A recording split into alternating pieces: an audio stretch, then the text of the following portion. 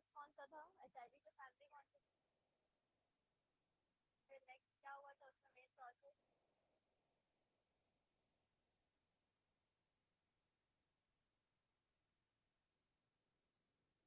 VS छोड़ के चला गया। प्रोटीन कोड को कौन सा प्रोसेस? रिवर्स ट्रांसक्रिप्शन होता है ना उसमें, आरएनए से क्या बनेगा? रिवर्स ट्रांसक्रिप्टेज है वो भी। हाँ रिवर्स है। हाँ है, लेकिन वो डीएनए से आरएनए के लिए होगा, मॉलिक्यूलर बेसिस में रहेगा वो पूरा, तो रिवर्स।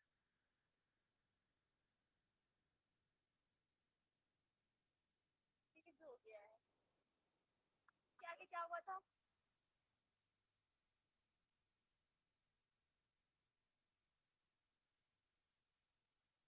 गायब।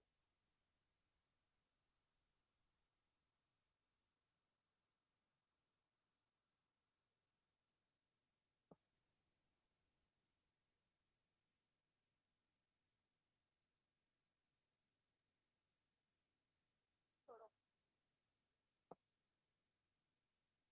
क्या आगे तो बताओ। उससे रिवर्स ट्रांसक्रिप्शन के बाद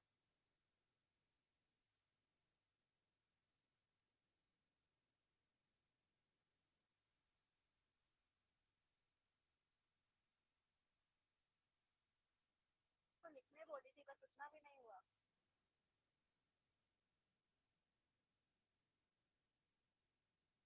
तो पुराना क्लास देखना भी नहीं है, पढ़ना भी नहीं है, कुछ नहीं करना।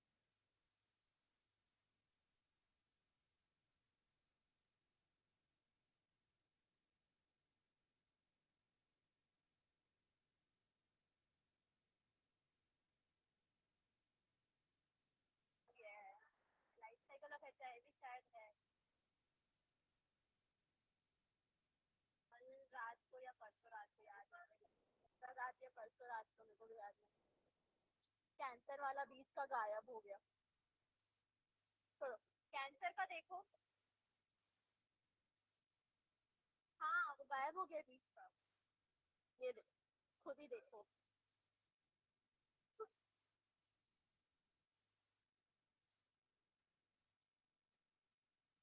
कैंसर क्या होता है?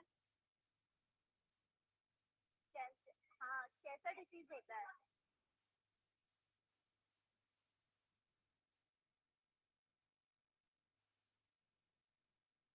कैसे होगा क्यूरेबल वो? बस कीमोथेरेपी से। नॉर्मल इंट्रोडक्शन में ड्रेडफुल डिसीज है, ठीक है वो याद है। ड्रेडफुल बोली मैं, खतरनाक बोलूंगी अब मैं।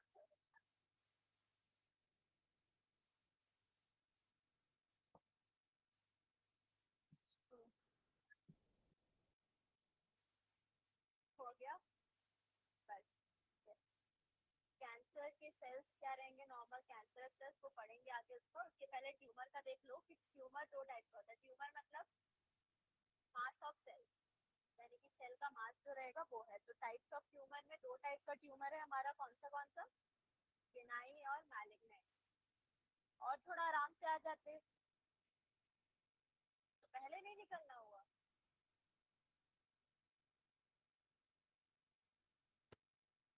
दो टाइप के ट्यूमर है, कौन से हमारे? बिनाइन ट्यूमर और एक क्या रहेगा? Malignant tumour. बिनाइन ट्यूमर का क्या रहेगा? जो ओरिजिनल लोकेशन पे है वहीं पर लिमिटेड रहेगा और स्प्रेड नहीं होगा पूरे बॉडी पार्ट। और मैलिग्नेंट ट्यूमर का मतलब ये रहेगा, ये डिवाइडिंग सेल्स जो है वो पूरे बॉडी में क्या हो जाएगी, सराउंडिंग सेल्स को भी डैमेज करेगी और अटैक करेगी उनके ऊपर। लेकिन बिनाइन सिर्फ एक ही पोर्शन पे ही प्रेजेंट रहेगा। तो ट्यूमर जो है वो सिर्फ एक ही पोर्शन पे रहेगा। ऑपरेटिव वे में हम उसको निकाल के, वो ज्यादा खतरनाक नहीं होगा। तो ये है, जब हम टेस्ट करवाते हैं इसमें, ट्यूमर का एक टेस्ट होता है एक्चुअली, उसका मेरे को भी फुल फॉर्म याद नहीं है, एफएनएसी करके एक टेस्ट है। ठीक है, तो ये जो टेस्ट है उसी से पता चलता है कि बिनाइन है या मैलिग्नेंट है। तो अगर बिनाइन रहेगा तो अगर स्प्रेड हो रहा है, बिनाइन में स्प्रेड तो नहीं होगा, मैलिग्नेंट स्प्रेड होगा, फिर आगे का प्रोसेस उसमें करेंगे, मतलब मेडिकेशन रहेगा उसका। उसके बाद नेक्स्ट इसमें देखना, जो कैंसरस सेल्स होती हैं, हो गया तुम लोग फैट, ये सब सब लोग का हो गया। जो भी यहाँ पे कैंसरस सेल्स हैं वो क्या करती है, नॉर्मल सेल्स से अपना क्या लेगी, न्यूट्रिएंट्स ले लेगी। आजू बाजू के जितने भी सेल्स हैं उससे क्या लेगी, वो न्यूट्रिएंट्स लेगी और उसी से ही पूरा मेटाबोलाइज होंगी। तो उस प्रोसेस को हम क्या बोलते हैं, मतलब ये सेल्स जो है वो क्या शो करती है, मेटास्टेसिस। मेटास्टेसिस का मतलब अच्छे से समझना कि वो नॉर्मल सेल्स को क्या कर रहा है, अटैक कर रहा है और उसी से सारे न्यूट्रिशन को ले रहा है। तो उसको हम क्या बोल रहे हैं, मेटास्टेसिस का प्रोसेस। उसके बाद नेक्स्ट, कैंसर सेल्स जो हैं वो डिफरेंट है नॉर्मल सेल्स से। कुछ कुछ फॉलोइंग कैरेक्टरिस्टिक्स हैं उसके, जैसे कि इसमें क्या हो रहा है कि मेनली ये क्या करेगा कि सेलुलर जितने भी मशीनरीज हैं उनका ब्रेक डाउन कर रहा है, जो कि नॉर्मल सेल ग्रोथ को क्या कर रहा है, कंट्रोल कर रहा है। नॉर्मल सेल जैसे डिवाइड हो रहे हैं, जो भी चीजें हो रही है ना, उसको पूरी तरीके से क्या कर रहा है, कंट्रोल कर रहा है वो। उसके बाद एक मेन प्रोसेस आता है इसमें, वो है, वर्ड सुनोगे, कॉन्टैक्ट इनहिबिशन। ठीक है, कॉन्टैक्ट इनहिबिशन का प्रोसेस ये रहेगा कि जैसे कि तुम्हारा कंट्रोल्ड ग्रोथ है, मतलब जैसे सेल्स जो हैं वो डिवाइड हो रहे हैं और ग्रो कर रहे हैं। ठीक है, तो सेल्स एक दूसरे से ज्वाइन होकर पूरी तरीके से कांटेक्ट में आके ग्रो हो रहे हैं। तो ये प्रॉपर्टी इनमें क्या रहती है कि कैंसर सेल्स जो है वो अनकंट्रोल्ड ग्रोथ शो करते हैं, क्योंकि इनके अंदर प्रॉपर्टी जो है वो लूज कर चुकी होती है कॉन्टैक्ट इनहिबिशन। ये जो कॉन्टैक्ट इनहिबिशन है वही क्या है, डिवाइडिंग ऑफ सेल्स जो है वो मास ऑफ सेल्स जो बना रही है, टिश्यूज जो फॉर्मेशन हो रहा है जो, वही कॉन्टैक्ट इनहिबिशन रहेगा। लेकिन इसमें क्या रहेगा, अनकंट्रोल्ड ग्रोथ होगा, मतलब ये कॉन्टैक्ट इनहिबिशन की प्रॉपर्टी को पूरी तरीके से लूज कर चुकी है। तो वो कैंसर सेल्स की प्रॉपर्टीज रहेगी। तो जितना ये मेटास्टेसिस जो है वो कैंसर सेल्स ही शो करता है। मेटास्टेसिस मतलब नॉर्मल जो सेल्स होती हैं उनसे वो पूरी मतलब मेटाबॉलिज्म यानी कि जितने भी, हाँ, ब्रेकडाउन, जितने भी न्यूट्रिएंट्स जो है वो उन्हीं से लेती है और पूरी तरीके से स्प्रेड हो जाती है आसपास जो भी रहेगा उससे। उसके बाद ये सेपरेट होगी ट्यूमर से और कहाँ ट्रैवल होगी, बॉडी फ्लूइड्स में भी, डिफरेंट ऑर्गन्स में, और डेवलप करेगा नेक्स्ट क्या, सेकेंडरी ट्यूमर ये डेवलप करता है। तो टाइप्स ऑफ ट्यूमर क्या है, तो बिनाइन और क्या है, मैलिग्नेंट। बिनाइन जो रहेगा वो क्या रहेगा, हाँ, प्रेजेंट रहेगा, स्प्रेड नहीं होगा वो। और मैलिग्नेंट क्या होगा, हाँ, अनकंट्रोल्ड ग्रोथ रहेगा उसका। फिर उसके बाद मेटास्टेसिस का प्रोसेस मतलब,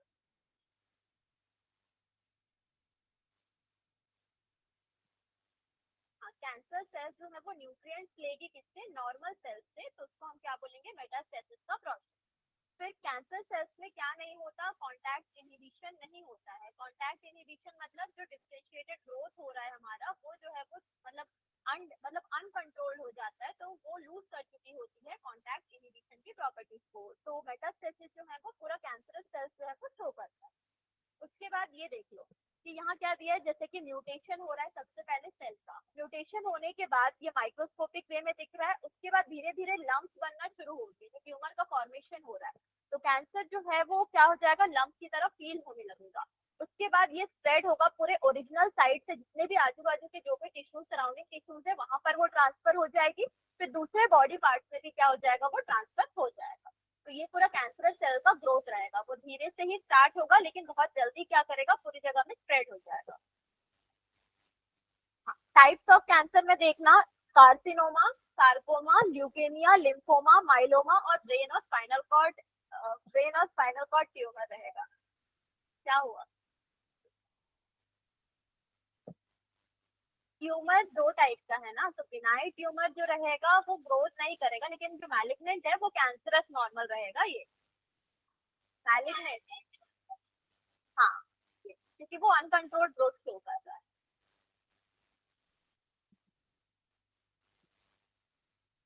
वो स्प्रेड नहीं होगा, एक ही जगह पे मास ऑफ सेल्स बस बने हुए रहेंगे वहां पर।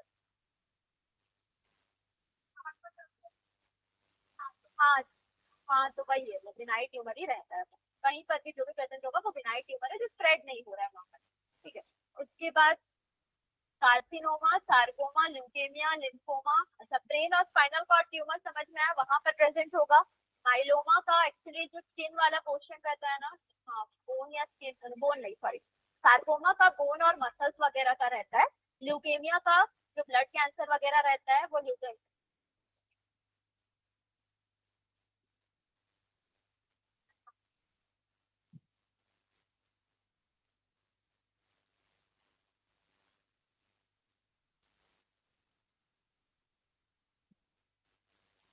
छुपा के रखा था।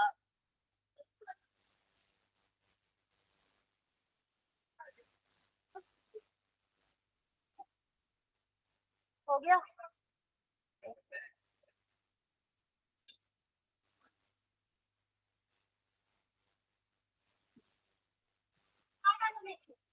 शांत हो जाओ तुम लोग, बैठो।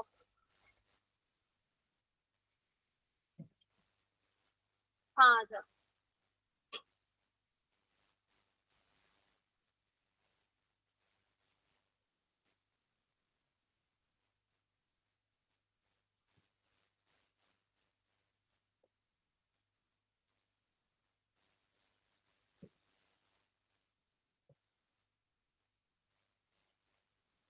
बंद करवाने फैन।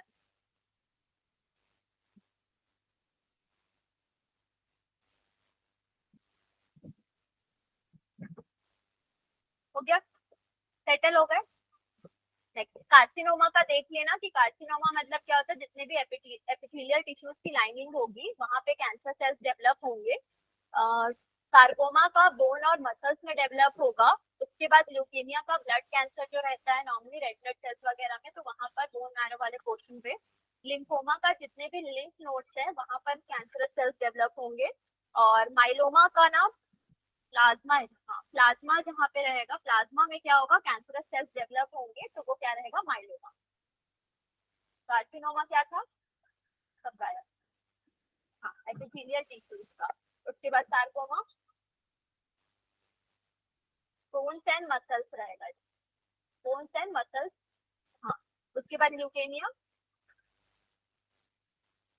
ब्लड कैंसर रहेगा। ठीक है, उसके बाद लिम्फोमा लिम्फ नोड्स वगैरह में, माइलोमा प्लाज्मा में, और बाकी ब्रेन और स्पाइनल कॉर्ड में जो रहेगा ट्यूमर वो है। तो ये टाइप्स ऑफ क्या रहेंगे हमारे पास, कैंसर है।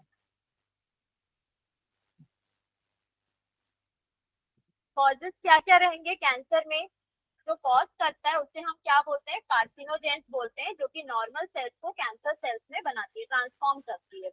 तो कार्सिनोजेंस जो है वो फिजिकल होंगे, केमिकल और क्या रहेंगे, बायोलॉजिकल एजेंट्स रहेंगे। तो कार्सिनोजेंस में जो फिजिकल वाला रहेगा उसके एग्जांपल्स में क्या क्या है, X ray, UV rays, gamma rays जो रहेगा वो किसका एग्जांपल है, फिजिकल कार्सिनोजेन का। सेकेंड क्या रहेगा, केमिकल कार्सिनोजेन, जो कि प्रेजेंट रहता है किसमें, स्मोक ऑफ टोबैको में जो प्रेजेंट रहेगा वो क्या रहेगा, केमिकल कार्सिनोजेन। उसके बाद ट्यूमर वायरसेस या फिर जो कैंसर कॉजिंग वायरसेस होती है उसे हम क्या बोलते हैं, ऑन्कोजेनिक वायरसेस। तो स्टडी ऑफ कैंसर को भी हम क्या बोलते हैं, ऑन्कोलॉजी बोलते हैं। ठीक है, जो कि मेनली क्या रहेंगे, वायरल ऑन्कोजीन्स रहेंगे। क्या क्या थे कॉजेस ऑफ कैंसर में, फिजिकल, केमिकल, बायोलॉजिकल। फिजिकल में, केमिकल में टोबैको स्मोक, ठीक है, और बायोलॉजिकल में क्या, जो वायरसेस रहेंगी जो कॉज कर रहे हैं वो सब रहेगा। डिफरेंशिएट, हाँ डिफरेंशिएट जो कर रहा है वो है। हाँ। अब देखो, नेक्स्ट देखो डिटेक्शन कैसे होता है, biopsy and histology of the tissues लिखा हुआ है। बायोप्सी का मतलब ये है कि आपका छोटा सा पार्ट, मतलब ये स्किन का या टिश्यूज का वो निकालेंगे, उसके बाद उसको क्या करेंगे, उसका देखेंगे कि सेल ग्रोथ कितना ज्यादा है। तो उसको निकाल के देखने के बाद पता चलेगा कि सेल ग्रोथ अगर बहुत ज्यादा है, अनकंट्रोल्ड है, तो फिर क्या रहेगा, वो कैंसर रहेगा। वो बायोप्सी, और क्या रहेगा, हिस्टोलॉजी ऑफ द टिश्यूज। जैसे कि इंक्रीज सेल काउंट रहेगा, जिसमें ल्यूकेमिया में ब्लड और बोन मैरो टेस्ट इसके लिए किया जाएगा, कैंसर पता करने के लिए। ठीक है, ब्लड और बोन मैरो का टेस्ट ल्यूकेमिया के लिए किया जाएगा।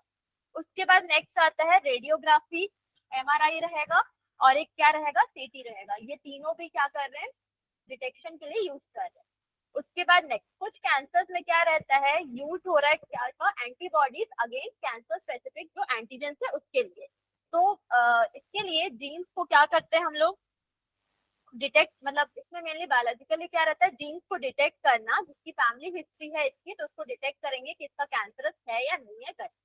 मतलब पहले से, जैसे कभी कभी क्या होता है, छोटे छोटे ट्यूमर सेल्स डेवलप होना शुरू होते हैं, पहले पता करते हैं कि फैमिली हिस्ट्री में है या नहीं है करके, फिर उसके बाद उसके सेल्स को टेस्ट किया जाता है। नेक्स्ट ट्रीटमेंट में क्या क्या चीजें हैं वो देख लो। सबसे पहला सर्जरी रहेगा, कैंसरस सेल्स को पूरी तरीके से क्या करेंगे, रिमूव करेंगे। उसके बाद नेक्स्ट क्या है, रेडियोथेरेपी, रेडिएशन से सेल्स को किल करना। तो नॉर्मल सेल्स जो है इसमें क्या नहीं होंगी, अफेक्ट नहीं होंगी। उसके बाद नेक्स्ट क्या आएगा, कीमोथेरेपी। कीमोथेरेपी मतलब ड्रग्स वगैरह देंगे जिससे क्या रहेगा कि कैंसरस सेल्स को किल करेगा। जैसे कुछ में क्या रहता है कॉम्प्लिकेशन, जैसे कि एनीमिया और हेयर लॉस के साइड इफेक्ट्स वगैरह रहते हैं, वो है। उसके बाद एक आता है इम्यूनोथेरेपी। इम्यूनोथेरेपी में लास्ट इंटरफेरॉन पढ़े थे, इंटरफेरॉन याद है कुछ क्या?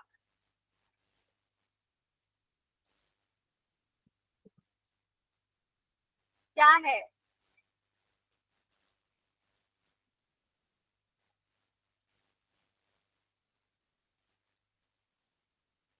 एंटीबॉडीज को वो क्या करेगा,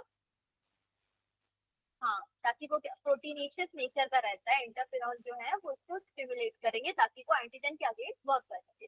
अब नेक्स्ट क्या रहेगा इसमें, जो अल्फा इंटरफेरॉन है इसका वो क्या रहेगा, बायोलॉजिकल रेस्पॉन्स क्रिएट कर रहा है, उसको मॉडिफायर्स बोल रहे हैं। ये इम्यून सिस्टम को क्या करता है, एक्टिवेट करता है और हेल्प करता है किस चीज को, ट्यूमर को डिस्ट्रॉय करने। तो ये कहाँ तक हो गया, ट्रीटमेंट तक हो गया। पहले क्या पढ़े, ट्यूमर दो टाइप का, कौन सा था, बिनाई और मैलिग्नेंट। और टाइप्स ऑफ ट्यूमर में क्या था, मतलब बिनाई और मैलिग्नेंट में क्या चीजें थी, बिनाई क्या होता है और मैलिग्नेंट। उसके बाद इसमें क्या देखे थे हम लोग, मेटास्टेसिस और कांटेक्ट इनहिबिशन की प्रॉपर्टीज देखे थे। तो ये क्वेश्चन आ सकता है, व्हाट इज मेटास्टेसिस या फिर कांटेक्ट इनहिबिशन का प्रॉपर्टी, या कैंसरस सेल्स क्या शो नहीं करते हैं और कैंसरस सेल्स कौन सी प्रॉपर्टी शो नहीं कर रहे हैं, वो भी चीज आ सकता है इसमें क्वेश्चन। उसके बाद नेक्स्ट क्या रहेगा इसमें, टाइप्स ऑफ कैंसर था, क्या क्या कैंसर थे वो है, ओरल कैंसर भी ऐड कर सकते हो, oral cancer, normal, mouth cancer यार। हाँ, उसके बाद कॉजेस में क्या क्या चीजें थी, फिजिकल, केमिकल और बायोलॉजिकल। उसके बाद डायग्नोसिस में बायोप्सी और हिस्टोलॉजी, रेडियोग्राफी, एमआरआई और सीटी। ठीक है। उसके बाद ट्रीटमेंट में रेडियोथेरेपी, रेडियोग्राफी नहीं आया, रेडियोथेरेपी, कीमोथेरेपी और क्या रहेगा, इम्यूनोथेरेपी। कौन बताएगा, कैंसर का पूरा याद हो गया ना सबको।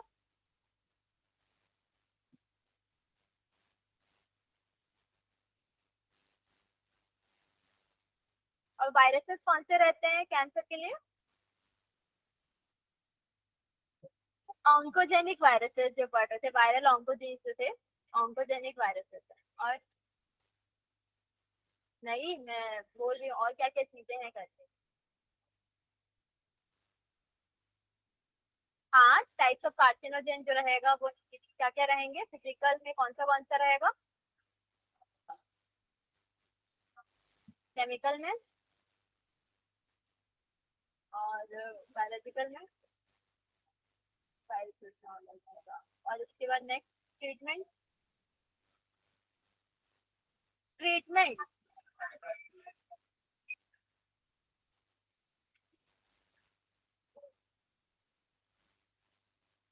इम्यूनोथेरेपी में किसका यूज हुआ है, अल्फा इंटरफेरॉन्स रहेंगे उसमें। ठीक है। और कीमोथेरेपी में क्या करते हैं,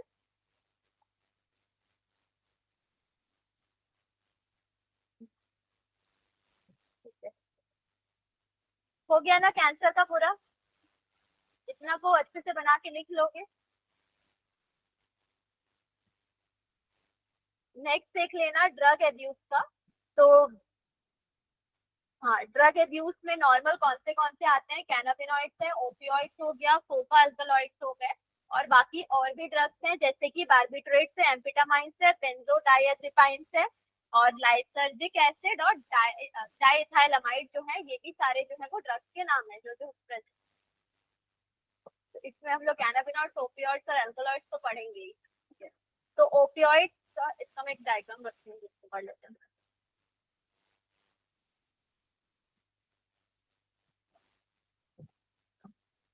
ये देख लो, ये वाला पोर्शन जो है ये क्या रहेगा, ओपियोइड्स वाला पोर्शन है ये वाला, ठीक है। ओपियोइड्स का सबसे पहले इफेक्ट और प्रोडक्ट्स और क्या रहेगा, इसमें पार्ट्स ऑफ प्लांट और सोर्स होगा। तो सोर्स कौन सा प्लांट का रहेगा, पॉपी प्लांट यानी कि पेपेबस सोमनिफेरम, याद रखना है इसको। उसके बाद हाँ, यही नाम, यही पूरा, हाँ पेपेबस सोमनिफेरम पॉपी प्लांट, ठीक है पूरा, हाँ। उसके बाद नेक्स्ट फ्रूट कौन सा वाला, इसका अनराइपेन जो कैप्सूल्स होती है फ्रूट की, वो वाला पार्ट जो है वो यूज होता है। उसके बाद प्रोडक्ट्स इसमें क्या क्या है, ओपियम, मॉर्फिन और हीरोइन जो रहेगा और स्नैक वगैरह है, इसमें ये सारी चीजें हैं। इफेक्ट्स इसमें क्या रहेगा, न्यूरो डिप्रेसेंट है, जो कि फंक्शन ऑफ द बॉडी को क्या कर रहा है, स्लो डाउन कर रहा है। तो ये किसका है, ओपियोइड्स का रहेगा। ओपियोइड्स के बाद किसका है, कैनाबिनॉइड्स का। कैनाबिनॉइड्स का सोर्स कौन सा है, कैनाबिस सटाइवा यानी कि हेम्प प्लांट बोलते हैं। इसके बाद इसमें क्या रहेगा, इनफ्लोरेसेंस इसका रेजिन लीव्स नॉर्मल जो रहेंगे, रेजिन लीव्स समझ में आते हैं, वैक्सी सब्सटेंस इसका जो रहेगा वो यूज होता है नॉर्मल इसमें। और इसमें marijuana, चरस, गांजा ये सब यूज हो रहा है, मतलब तो इसका प्रोडक्ट सारा है। फिर इफेक्ट्स की बात होती है तो ये रिसेप्टर्स के साथ, कैनाबिनॉइड रिसेप्टर्स के साथ ये इंटरेक्ट करेगी, हमारे कार्डियोवास्कुलर सिस्टम को मतलब इफेक्ट करेगा ये। उसके बाद कोका अल्कलॉइड्स है इसमें, उसका मेन सोर्स कौन सा है, कोका प्लांट, वो है एरिथ्रोजाइलम का, एरिथ्रोजाइलम कोका है इसमें। इसका इफेक्ट